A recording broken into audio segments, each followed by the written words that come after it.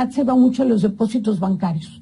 Hoy en día todos tus depósitos bancarios son conocidos prácticamente en tiempo real por el SAT. Entonces, si el SAT... Si no cumplió con la ley, con los reglamentos, va a ser supervisado. Se incrementaron en México a más de 872,000 millones de dólares, cantidad impresionantemente que marca el nivel de corrupción y de impunidad. Nombró a Margarita Ríos Fajar como la directora general del SAT. La forma en cuanto al registro. Prisión a quien expida, enajene también facturas que amparen operaciones inexistentes o falsas, así también como actos jurídicos simulados. El decreto turnado al Ejecutivo para su publicación y entrada también en vigor prevé asimismo un castigo de 3 a 6 meses de cárcel para quienes adquieran hechos comprobados.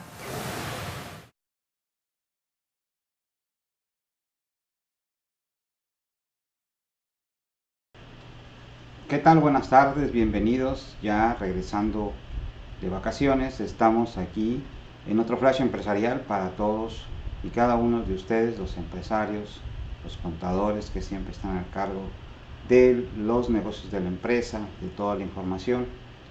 Pues vamos a dar este flash empresarial donde vamos a hablar, yo creo que una serie de flashes donde lo que todo empresario debe de cuidar. Empezamos. Como bien saben, ante tanta reforma fiscal que se está dando, tenemos como resultado, en primera instancia, que se están moviendo muchas leyes fiscales, muchas leyes penales, inclusive también, que están dentro del Congreso, y que nosotros debemos de cuidar mucho los puntos importantes que cada empresa o cada sistema jurídico que se esté trabajando, que se esté dando a asesorar o en su momento cada uno de los colegas contadores que estén teniendo el cuidado del registro operación por operación, pues debemos de cuidar ciertos detalles que a veces se nos pasan o a veces estamos inmersos entre el CFDI, que la clave y eso, pero hay detalles que a veces se nos pasan o hay cosas que aunque las sabemos no le tomamos atención, y una de ellas es no remunerar al socio. Uno de los temas importantes es que en todas las empresas los socios, en algunos de los casos siendo socios capitalistas, reciben dinero o tienen una vida o tienen un modus operandi del cual pues vemos que de la empresa no sale ningún recurso, y a sabiendas de ese socio no se tiene conocimiento que tenga otro recurso. Es menester entender que a veces los socios o muchas de las empresas familiares que se da demasiado, hay muchos ingresos que no se están declarando, y esto pues hay que tenerlo con mucho cuidado y hay que tenerle mucha atención, porque pues, es un delito no declarar los ingresos o hacerlos que están dentro de los artículos 108 y 109 del Código Fiscal de la Federación, o en su defecto poner en todo caso deducciones que se considerarían falsas, ¿no? Entonces, la no remuneración de los socios es uno de los temas que hay que atacar con fuerza, porque a veces los socios trabajan, están ahí en la empresa, son los primeros que llegan, son los que están al tanto de todo, ¿no? Entonces eso es importante que nosotros como asesores analicemos y remuneremos al socio buscando la mejor forma de cómo remunerarlo. Y esto es que, ¿cómo voy a remunerar a un socio? Pues bueno, los socios, tenemos socios capitalistas y socios que se considerarían socios que yo les digo socios industriales, y que estos socios industriales obviamente prestan un servicio, se les debe de pagar como un servicio. Aunado a ello, la Ley General de Sociedades Mercantiles establece que estos socios industriales les tienen que dar de alguna manera alimentos no entiéndase a lo que establece el mismo Código Civil Federal, sino ni con las prerrogativas del 93 de la Ley de Impuesto a la Renta, que no pagarían impuestos, sino un alimento que va encaminado al final del ejercicio, cuando se hagan las cuentas que tienen que ver con las utilidades y pérdidas, se disminuyan de ellas, ¿no? Socios industriales que se les puede pagar como asalariados, se les puede pagar como asimilados a salarios o expedir unos comprobantes fiscales. Y en el caso de los socios capitalistas, se puede de alguna manera, se puede dar y puede tener ahí algunas consideraciones en donde pues darle parte de los dividendos, si en algún momento dado esos dividendos puedan tener un beneficio de no pago de impuestos sobre la renta. Pero hay que recordar que el artículo 140, que se reforma desde el 2014, establece que si las utilidades vienen de ese ejercicio hacia adelante, habría una retención adicional. Y obviamente, ¿cómo tendría o bajo qué actividades yo pudiera remunerar al socio? Recuerden que los socios realmente sí realizan operaciones en la empresa, operaciones reales, ¿no? Y hay tanto mercantiles como civiles, ¿no? Se pudiera decir.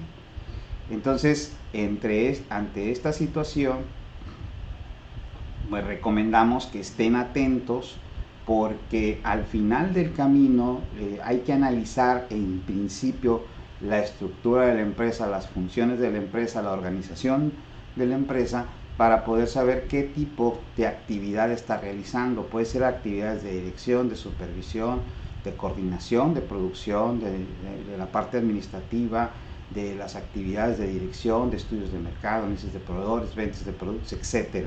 O sea, hay una gama, esto solamente es un ejemplo de actividades reales que hace el socio, o sea, reales que está en la empresa, que está trabajando, ¿no? Entonces aquí es importante analizar cómo le voy a remunerar al socio por ese trabajo que está realizando. Puede ser ya sea vía honorarios que tenga que ver con la emisión de un CFDI, de comprobante fiscal digital con las retenciones correspondientes, cuidando los precios de mercado, porque tampoco le puedo poner que el señor por ejemplo, es el coordinador de la producción y que le esté sacando al mes 150,000 pesos sabiendo que ese trabajo no se paga con esas cantidades por semana, ¿no? Sería ilógico. Hay que cuidar el tema de los precios de mercado. Eso es muy importante. O sea, los precios de mercado, los estudios de precios de mercado, que para que tengan un sustento, una materialidad, y que obviamente esa labor que realiza se vea reflejada en los estados financieros. Hay que tomar en cuenta todos estos puntos, porque realmente a veces los socios, la empresa le está pagando la tarjeta de crédito, le está haciendo una serie de pagos, y que obviamente no tienen un sustento jurídico, y que se meten ya al tema que es o que se está tratando ahorita, el tema de ir a una empresa para que le venda una factura y poder solventar eso. Eso es ilógico, eso no puede ser, o sea, no puede existir. Entonces, por lo tanto, la misma empresa con la misma actividad puede generar este tipo de operaciones que son reales, y que están ahí dentro de la misma empresa. Por eso nosotros te invitamos a que nos contactes si tienes alguna situación en la cual pues obviamente tengas dudas, o de que se te analice alguna actividad o alguna operación que creas tú que pueda ser riesgosa. Podemos estar a tus órdenes, podemos optimizar de manera fiscal las operaciones, obviamente desde el punto de vista legal. Ya si te encuentras en una situación ya que la autoridad ya te está brincando ciertas responsabilidades fiscales, pues tenemos de parte de defensa, estamos incorporando la parte de la defensa penal fiscal. También en esta parte estamos siempre ya analizando el caso en concreto. Tenemos el tema también de la contabilidad, y estamos también en el área de capacitación. Si quieres un curso de capacitación especializado para tu empresa, para tu despacho, para donde sea, podemos dártelo podemos darte una cotización sin ninguna obligación a contratarnos, ¿no? Estamos para la orden. Y vamos a ver otro punto interesante, el Consejo de Administración, el administrador único. Este es un tema que hay que tomarlo con pinzas, ¿no? Otras de las situaciones que se están dando mucho en las empresas y que pueden ser de manera riesgosa es que parte del Consejo de Administración, o en su caso el administrador único, los están dando de alta en el IMSS, lo cual hay que entender que eso es ilegal. De acuerdo al artículo 12 de la Ley del Seguro Social, no es sujeto de aseguramiento, toda vez que no cumple la fracción primera del mismo artículo, lo cual las que son sujetos de régimen obligatorio, pues tienen que tener la calidad de trabajador. Entonces, mientras no tenga esa cualidad o esa calidad de trabajador, donde se preste un servicio personal subordinado, pues entonces tenemos un problema, porque estaremos de alguna manera, pues obviamente estamos engañando, pues estamos haciendo un engaño al fisco federal y al seguro social, ¿no? Entonces hay que tener en cuenta esta cuestión de que los sujetos de aseguramiento en el IMSS se encuentran en el artículo 12 del Seguro Social, y que pues obviamente hay que analizar punto por punto en dónde estamos detenidos. Entonces, uno de los temas que se ha dado a raíz de esto es que hemos observado en las empresas que a su administrador único o a que el presidente o a que a miembros del Consejo de Administración los están dando de alta en el seguro, y esto con el fin de que la asesoría que les dan es que sí se pueden dar de alta en el Seguro Social porque están trabajando en la empresa, etcétera, etcétera. Hay que analizar el artículo 12 de la Ley del Seguro Social. También hay que ver con detenimiento el acuerdo del Consejo Técnico que establece que el administrador único o el presidente del Consejo de Administración no son sujetos obligatorios, no son sujetos del seguro obligatorio a miembros del Consejo de Administración ni al administrador único. Pero, ojo, aquí hay una prerrogativa muy interesante, que no desempeñen algún puesto adicional mediante retribución específica. Esto es, el Consejo de Administración o el administrador único pueden ser sujetos de aseguramiento no porque sean parte del Consejo de Administración o parte de la administración única. Inclusive hay que recordar que los socios pueden ser parte del consejo y puede ser el administrador único, sino que se realice una actividad adicional, o sea, desempeñen un puesto adicional distinto al que se está teniendo. Entonces ahí, por ese puesto adicional, puede ser sujeto de aseguramiento del IMSS. Nada más hay que analizar este criterio de la Corte, porque este criterio de la Corte deja en claro que, si bien es cierto, no son sujetos de aseguramiento los miembros del Consejo de Administración, ni tampoco el gerente general, ni el administrador único. Esto se puede dar que el gerente como tal, una parte del gerente, que los gerentes de la sociedad sí son afiliables al Seguro Social, aunque tengan el carácter de accionistas, y por otra parte que el administrador único y gerente general de la sociedad anónima, cuando ambos cargos son ejercidos por la misma persona, no son afiliables al Seguro Social, que quiere decir que yo debo de planear mi empresa, la empresa que yo estoy analizando, que yo estoy teniendo, donde cumpla cabalmente con esta situación de que si tengo administrador único y realiza una gerencia, no puede ser sujeto de aseguramiento en el IMSS, sino que si tengo un parte del Consejo de Administración y algunos miembros del Consejo de Administración tienen un puesto en la empresa que realicen un acto totalmente diferente, donde hay una subordinación, por esa actividad tienen que, de alguna manera, ser sujetos de aseguramiento. Entonces, por lo tanto, la situación se pone un cuanto tanto distinta y completamente diferente en el análisis. Como podemos ver, esto es en su primera instancia, son 2 tips interesantes. Hay que remunerar al socio, hay que tomar en cuenta el consejo de administración, quiénes están ahí, quién forma, cómo se les está remunerando. Y recuerden, a las partes del consejo de administración, a los consejeros o al administrador único se les paga con emolumentos. Emolumentos por ser parte del consejo de administración, y se debe de respaldar en una asamblea el monto del emolumento que se va a pagar a estas personas. Es muy importante también.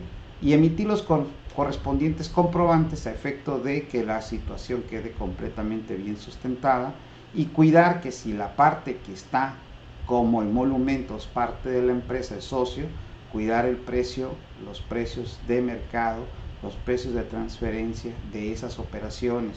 ¿Por qué? Porque parte de los elementos de la deducción, parte de los elementos del comprobante que soporta una deducción es la sustentabilidad. Eso quiere decir que el precio sea igual al que esté en precio de mercado, ¿no? Si es que es importantísimo. Ya ahorita no podemos estarle poniendo el precio que nos dé la gana, y aparte hay que acordar que hay requisitos para deducir los pagos al consejo de administración y los pagos al administrador único. Es muy interesante, ¿no? Entonces, hasta aquí es este flash empresarial. Nos vemos la próxima semana con otro flash empresarial importante. Recuerden que estamos ahorita en análisis de las disposiciones que tienen que ver con una reforma penal fiscal, y que obviamente próximamente vamos a estar platicando de los cursos que tenemos, como es el análisis de riesgos fiscales, que es un tema que hay que ir previendo todas esas operaciones que tengo en la empresa, analizándolas desde el punto de vista del complaints penal y del complaints fiscal, en delitos fiscales, porque al final del camino hay que tener medios de prueba para poder defendernos. Nos vemos a la próxima, y que tengan una excelente noche. Hasta luego.